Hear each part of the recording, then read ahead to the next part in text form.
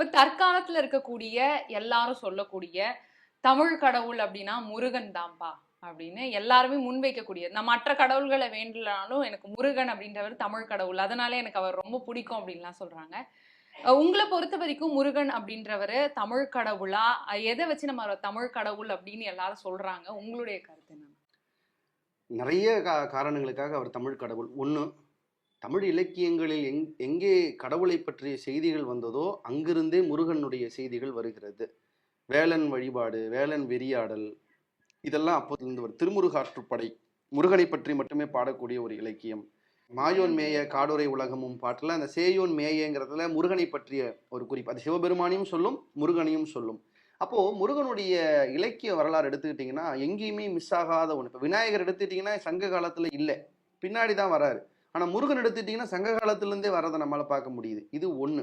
ரெண்டாவது, ஆலய ரீதியான ஒரு சமய ஆராய்ச்சி பண்ணீங்கன்னா முருகனுடைய அறுபடை வீடுகளும் தமிழ்நாட்டுக்குள்ள மட்டுமே இருக்கிறத நம்ம பார்க்க முடியுது. புராண ரீதியா பார்த்தீங்கன்னா முருகனுடைய எல்லா திருவிளையாடல்களும் தமிழ்நாட்டுக்குள்ள மட்டுமே நடந்த மாதிரி தான் இருக்குது. ரெண்டாவது, முருகன் தமிழ்ச்சங்கத்தில் இருந்து அதை நடத்தினான் என்று நம்ம நம்புறோம்.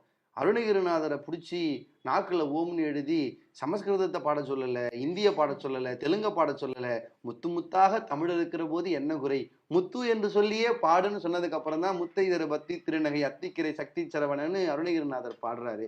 இப்போ முருகன் தமிழ் கடவுளான்னு கேட்டா ஒன்னே ஒண்ணுதான். இப்போ நான் இருக்கேன், எனக்கு ஒரு 16-17 லாங்குவேஜ் தெரியும்னு வச்சுக்கோங்களேன். இப்போ என்னை பற்றி ஒரு ஒரு நல்ல பாட்டு பாடணும்னு ஆசைப்பட்டா நான் எதில் பாட சொல்லி கேட்பேன் தெரியுமா? எனக்கு எது ரொம்ப பிடிச்ச லாங்குவேஜோ இல்லை எது என் லாங்குவேஜோ அதில் எனக்கு பாடுன்னு சொல்லி நான் சந்தோஷமாக கேட்பேன். அப்போ முருகன் தமிழில் பாடு அப்படின்னு கேட்டிருக்காரு அப்படின்னா அப்போ முருகன் தமிழ் கடவுள் தான் அப்படிங்கிறத நாங்கள் ரொம்ப ஆழமாக நம்புகிறோம். முருகனுடைய கதைகளெல்லாம் அப்படித்தான். அதாவது பாருங்க, ஒரு தெய்வம் இங்கே இருக்கிறவன் போய் வேண்டி வேண்டி விழுந்து விழுந்து பாடலாம். ஒரு தெய்வம் என்னை பாடுன்னு கேட்கும்னா முருகன் அதை செஞ்சிருக்காரு. பொய்யாமொழி புலவர்னு ஒருத்தர் நீங்க கேள்விப்பட்டிருப்பீங்க. அவர் இடைக்காலத்துல வாழ்ந்த ஒருத்தர், ரொம்ப கர்வம் பிடிச்ச ஒரு ஆள். அவர் எப்படின்னா, நான் சிவபெருமானை பாடுவேன், பார்வதியை பாடுவேன், வேற யாரையும் பாட மாட்டேன் அப்படிங்கிற மாதிரி ரொம்ப கர்வமான ஒரு ஆள். முருகப்பெருமான் கனவுல போய் ரொம்ப நல்லா பாடுறடா, ஜோரா பாடுற, என்னை பத்தி ஒரு பாட்டு பாடு அப்படின்னப்ப இவர் பாட மாட்டேன்னு சொன்னா பரவாயில்ல, இன்னும் அசிங்கப்படுத்தாம என்ன சொல்லிட்டாரு, கோழி சீர்பாடும் வாயால் குஞ்சா முருகனை பாடு நிப்டார். நான் கோழியை பாடுறேன்டா, கோழி குஞ்சு உன்ன நான் ஏன் பாடுவேன், பாட மாட்டேன் நிப்டார். எவ்வளவு பெரிய அவமானம் முருகனுக்கு அது. இப்ப முருகன் என்ன பண்ணிருக்கணும், வேல் எடுத்து ஒரே கண்ணுல ஏத்திருக்கணுமா இல்லையா? ஒண்ணும் அல்ல. முருகன் கருணை கடவுள். அவர் எப்பவுமே ரொம்ப தடப்படாலாம் பண்ண மாட்டார். சூரனை வதம் பண்ண பிறந்தாரு, ஆனா அவரையே வதம் பண்ணல, மயிலா சேவலா மத்தி பக்கத்துல உட்கார வச்சுட்டார். கருணையே அதுதான் முருகன். இப்போ முருகன் என்ன பண்ணார் பாருங்க, சரி எனக்கு ஒரு நேரம் வர, நான் பாத்துக்கிறேன், ரொம்ப நாள் ஆச்சு, ஏதோ ஒரு வறுமை வந்தது, ஒரு ராஜாவை பாடிட்டு பொன் மூட்டை வாங்கிட்டு காட்டு வழியா வந்துட்டு இருக்காரு பொய்யாமொழி புலவர். இதுதான் சரியான நேரம்னு தலைவர் இறங்கி வராரு. வேடனா மூட்டையை பிடுங்கிக்கிட்டாரு. மூட்டையை குடுறா, எனக்கு வேணும்னு கேட்கிறாரு.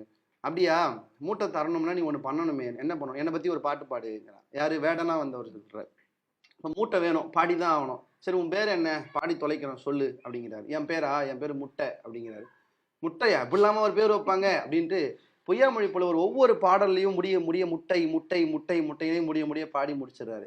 முடிச்சோடனே இப்போ முருகன் வேடனா வந்தார்ல, அவர் கேட்டாரு, ஏமா நீ பெரிய புலவன் தானே, முட்டை பெருசா குஞ்சு பெருசான்னு கேட்டாரு. அவன் சொன்னா, முட்டையை விட குஞ்சு தான் பெருசுன்னு. அப்புறம் அதை விட சின்ன இருக்க முட்டையை போய் பாடிட்ட அப்படின்னு உடனே தான் இவருக்கு புரியுது, கோழி சீர் பாடும் வாயால் குஞ்சா முருகனை பாடேன்.